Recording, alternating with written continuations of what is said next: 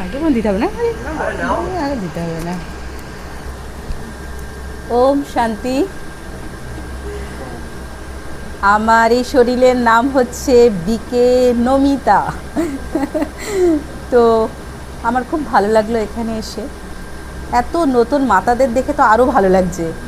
যে দেখুন, মানে ওরা তো জানেই না এখানে কি হবে, কি হতে চলেছে, বা আপনারা বলেছেন যে এখানে ভগবানের একটু আলোচনা হবে, এরকমই তো বলেছেন দিদি, নাকি? হ্যাঁ না? তো যাই হোক, জানে না তা সত্ত্বেও মানে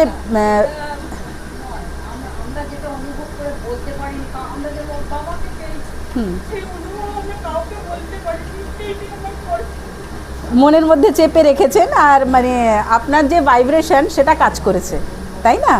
এটাই কাজ করে। তো যাই হোক, আপনি যেরকমভাবে কাঁদেন ওরকম আমিও প্রথম প্রচুর কেঁদেছি। মানে ঈশ্বরের ঘরে গেছি আমি যখন 7 দিন জ্ঞান পেয়েছি। জ্ঞান পাওয়ার পরে আমাদের হচ্ছে সেন্টারে গেছি। যেই আমি গিয়ে দেখেছি ব্রহ্মা বাবার ছবি, জানি না, মনে হলো যেন জন্মান্তর মানে আমার সঙ্গে ওনার ছাড়াছাড়ি হয়ে গেছে। তো দেখে এত আমার কষ্ট হচ্ছে, মানে মনে হচ্ছে যেন গলা জড়িয়ে ধরে কাঁদি বাবার। তো সেটা তো পসিবল না সেখানে। তো যাই হোক, মানে যখনই যাব ভগবানের ঘরে তখনই মানে এরকম ধরনের অঝরে জল চলে আসে চোখে থেকে। যাই হোক, আপনার ভাইব্রেশন এত ভালো যে আপনার আশেপাশের প্রত্যেকটা আত্মা আপনার বাড়িতে আজকের এসেছে, এই যে বাবার জ্ঞানটাকে শুনেছে। আমি আশা করছি এরা প্রত্যেকেই বাবার বাচ্চা, আর এখানে আপনার খুব সুন্দরভাবে গীতা পাঠশালা হবে। আমি এটা মনে করছি যে ভগবান স্বয়ং এসেই ভাইয়ের মুখের দ্বারাই সব বাবার জ্ঞানটাকে মানে এখানে সব করছে। যাই হোক, তা আমি এটাই বলবো যে এটা হচ্ছে আমার লৌকিক মেয়ে। হ্যাঁ, তো যখন এরকম ধরনের ঘটনা শুনছি, আমারও দিদি যেরকম বলছে না যে দিদির খুব শরীর খারাপ ছিল, আমারও সাইনাসের প্রবলেম ছিল। মানে এত চোখ চুলকানো, গলা চুলকানো, মানে কি বলবো, অস্বস্তি যাকে বলা হয়, মানে কথা বলতে পারতাম না, এত গলা টলা চুলকোতে এত কিছু হতো।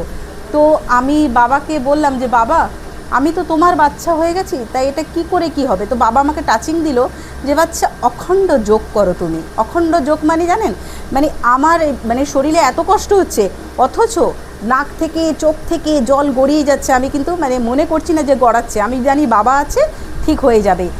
তো সেদিন থেকে আমি 21 দিন কন্টিনিউ অখণ্ড যোগ করার পরে আমার এই সাইনাসের প্রবলেমটা গেল। প্রচণ্ড অসুবিধা হতো, হ্যাঁ, মানে একটু যদি ঠান্ডা লাগতো চোখ মুখ চুলকে, গলা চুলকে একদম পাগল হয়ে যেতাম আমি। তা ওটা তো গেল, মানে কি বলবো। আর ভগবানের সাথে যে এত সুন্দর বন্ডিং আমরা যদি জানতে পারি, আমাদের জীবনে যা দুঃখ কষ্ট, যেটা আমি কোনোদিন কাউকে বলতে পারিনি, সেটা কিন্তু আমি তার কাছে বলতে পারবো।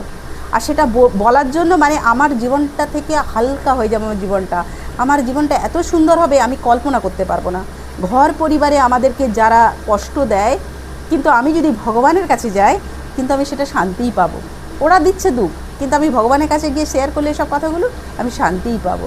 হ্যাঁ, আমার মেয়ে যেটা বললো যে সেদিন এমনই দিন, আমিও এরকম, ও ঘর থেকে বেরিয়েছে, ও আমাকে ফোন করছে যে মা, মানে ও ফোন করেনি, পাশে থেকে কেউ ওর মানে গাড়িওয়ালাটালা ফোন করে বলছে যে আপনার মেয়ের এরকম প্রবলেম হয়েছে। আমি শুনে কিন্তু উদাস হইনি বা কোনো কিছু হয়নি। আমি শুধু বললাম যে বাবা আছে ওর সাথে, তাহলে ওর কিছু হতে পারে না। আমি বললাম ওকে যে কি আমি তোমার কাছে যাব? তো বললো না না, আসতে হবে না, এখানে সবাই তো চেনে, আমাকে পার করো। ওর গায়ের মধ্যে রক্তের ছেটা, মাংসের ছেটা পুরো একদম ভর্তি, মানে জামা কাপড় ওইভাবে নিয়ে এসছে। তো আমি সাথে সাথে যোগে বসে গেলাম, বাবাকে বললাম। বাবা বলছে যে দেখো বাচ্চা, তুমি যে এই যে যোগ করছো, এই করছো, সব কিছুই করছো, তোমার সামনে তো এই বড় বড় পরীক্ষাগুলো আসবে, তোমাকে শক্তিশালী হতে হবে। হ্যাঁ, তারপরে হচ্ছে কি ও বাড়িতে চলে এলো, তখন থেকে আরও যেন আমরা মানে বাবার প্রতি এত মানে সমর্পিত হয়ে গেলাম যে বাবা ছাড়া আমাদের কাছে আর কিছু নেই। আমার মানে এরকম অনুভব হচ্ছে দিদি, আমার হাজব্যান্ড আজকের 10 বছর হতে যাচ্ছে, আমার হাজব্যান্ড মারা গেছে। এই দুটো বাচ্চা, আমার লৌকিক পরিবারেও মানে সেরকম আর্থিক অবস্থার দিক থেকেও ভালো ছিল না। তো এই দুটো বাচ্চাকে এমনভাবে মানুষ করেছি। তারপরে হাজব্যান্ড মারা যাবার পরে 7 বছর পরে আমি বাবার জ্ঞানটা পাই। তো ওর আগের জীবনটা এত মানে অস্বস্তির ছিল, আর বাবাকে পাওয়ার পরে এখন আমি মানে কি বলবো, রাজরানী। বাবা আমাকে রাজরানী করে রেখে দিয়েছে। আগে আমি মানে জব করতাম, এখন আমাদের মেয়ে জব করে, তাতেই একদম চলে, মানে কি বলবো, একদম খুব সুন্দরভাবে বাবা রেখে দিয়েছে। তা আমি এটা সবাইকেই বলবো যে আপনারা খুবই ভাগ্যশালী যে এই জায়গায় এসে উপস্থিত হয়েছেন, বাবার জ্ঞানটা মানে পাবেন আপনারা। আমার তো মনে হয় যে প্রত্যেকেই আপনারা বাবার জ্ঞান পাবেন বলেই এখানে এসেছেন। তো আশা করি আপনারা শুনবেন, বাবার জ্ঞানটা শুনে আপনারা ধারণ করুন। আপনাদের জীবনে যা দুঃখ কষ্ট আছে তার থেকে মুক্তি পেয়ে যাবেন। বড় বড় রোগ থেকেও মুক্তি পাওয়া যায় রাজযোগ মেডিটেশন করে। ওষুধপালা কোনো কিছু লাগে না। আমার এই 40-42 বছর বয়স, আমরা একটা ওষুধ খাই না, কোনো রকমের আমাদের বাড়িতে ওষুধ নেই। আমাদের যদি কিছু হয় আমরা জলকে শাকাশ দিয়ে জল খেয়ে আমাদের ঠিক হয়ে যায়, জল খেয়ে ঠিক হয়ে যায়। আমাদের এই যে রোজ রোজ আমরা ভোগ লাগাই আর ভোগ খাই, ভোগ খেয়েই আমাদের ঠিক হয়ে যায়। হ্যাঁ, তা আপনারা শুনুন, জ্ঞানটাকে শুনে দেখুন, খুব ভালো লাগবে। আর আপনারা তো এসেছেন এই জন্যেই। ভালো লাগছে কি লাগছে না আপনাদের শুনে, তাই না? দেখবেন খুব ভালো হবে। প্রত্যেকের সংসারে যা কিছুই প্রবলেম আছে না কেন, সব কিছু মানে ঠিক হয়ে যাবে। এই বলে আমি ওম শান্তি বলছি, তাই না? ওম শান্তি।